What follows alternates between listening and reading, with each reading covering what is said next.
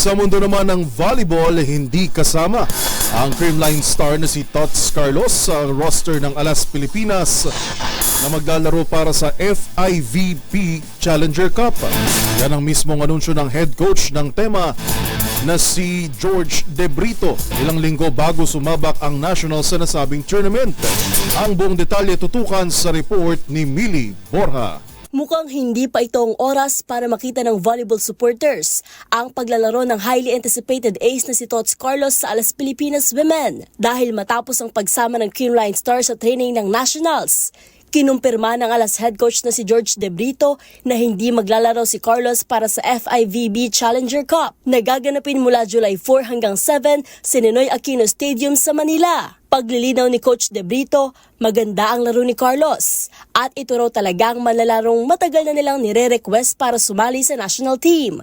Pero sa ngayon, nais umano nilang bumuo ng isang Alas Pilipinas na maganda ang ipinapakita bilang isang team.